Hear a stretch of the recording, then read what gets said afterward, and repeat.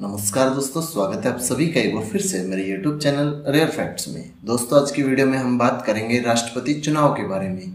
जी हाँ दोस्तों, राष्ट्रपति चुनाव भारत के आम चुनाव की तरह नहीं है, बल्कि इसके वोटिंग और वोट गिनने का तरीका काफ़ी अलग है।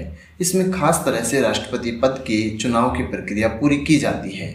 राष्ट्रपति चुनाव में हर वोटर के वोट की एक वैल्यू काउंट की जाती है और इस वैल्यू के आधार पर वोटों की गिनती होती है। यह वोटों की वैल्यू जनसंख्या के आधार पर निकलती है, लेकिन यहाँ पर हैरानी की बात यह है कि वोट वैल्यू निकालने में जिस जनसंख्या का इस्तेमाल किया जाता है वो आज की या 2011 की जनसंख्या नहीं है, बल्कि ये जनसंख्या 1971 की है और उसके आधार पर ही वोट की वैल्यू निकलती है। तो दोस्तों, ऐसे में जानते हैं कि वोट की वैल्यू कैसे निकाली जाती है और इसके लिए 1971 की जनसंख्या का ही इस्तेमाल क्यों किया जाता है। दोस्तों, आपको बता दूं कि जनसंख्या नियंत्रण को साल 1976 में संविधान में शामिल किया गया था और माना जा रहा था कि इससे जनसंख्या पर नियंत्रण आने लगा था। इसके बाद राज्य की जनसंख्या कम होने से सांसद और विधायकों के वोट की वैल्यू कम हो रही थी। इसके बाद एक संशोधन लाया गया और इसमें तय किया गया कि वोट की वैल्यू 1971 के हिसाब से ही की जाएगी।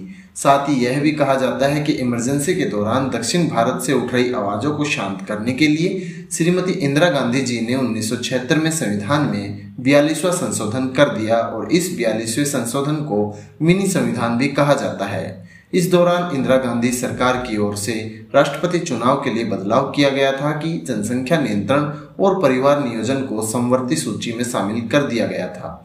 साथ ही अनुच्छेद 55 में ये ऐड कर दिया गया कि साल 2000 के बाद पहली जनगणना होने तक राष्ट्रपति चुनाव के लिए 1971 की जनगणना ही मान्य होगी। इसमें यह भी कहा गया था कि जब तक साल 2000 में या उसके बाद कोई जनगणना का अच्छा डेटा नहीं आ जाता है तब तक 1971 की जनसंख्या को ही आधार माना जाएगा। तो फिर बात यह है कि 2001 के बाद भी ये नियम क्यों नहीं बदला है। दोस्तों, 42वें संशोधन में जो बदलाव किए गए थे उनके 30 साल बाद भी इन्हें नहीं बदला गया है। फिर जब 2001 में जनसंख्या जनगणना के वक्त इसकी वैलिडिटी खत्म हो गई तो केंद्र में एनडीए की सरकार थी। उस वक्त अटल बिहारी वाजपेयी जी देश के पीएम थे और उन्होंने भी इसमें बदलाव नहीं किया और इसे 2026 तक आगे बढ़ा दिया।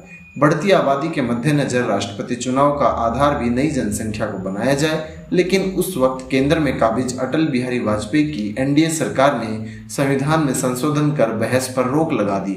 इस वजह से बाद में भी बदलाव नहीं हुआ और आज 1971 के आधार पर ही आज भी वोट की वैल्यू की गणना की जाती है। दोस्तों, अब बात करते हैं कि एक वोट का मूल्य कैसे पता चलता है। दोस्तों, जिस क्षेत्र का हम बात करेंगे उस क्षेत्र की जनसंख्या के आधार पर वोट की मूल्य गिना जाता है। विधायक के वोट का मूल्य निकालने के लिए उस राज्य की कुल जनसंख्या में कुल विधायक को भाग दिया जाता है और उस संख्या को 1000 से भाग दे दिया जाता है। इसके बाद जो संख्या आती है वो उस राज्य के विधायक का वोट वैल्यू होगा। इसमें जनसंख्या पुरानी ही काम में आ रही है। तो दोस्तों, आज की वीडियो में बस इतना ही। उम्मीद करता हूँ ये वीडियो आपको पसंद आई होगी। दोस्तों, वीडियो पसंद आई तो मेरे YouTube चैनल को सब्सक्राइब करना बिल्कुल ना भूलें। मिलते हैं एक दूसरी वीडियो में, तब तक के लिए धन्यवाद।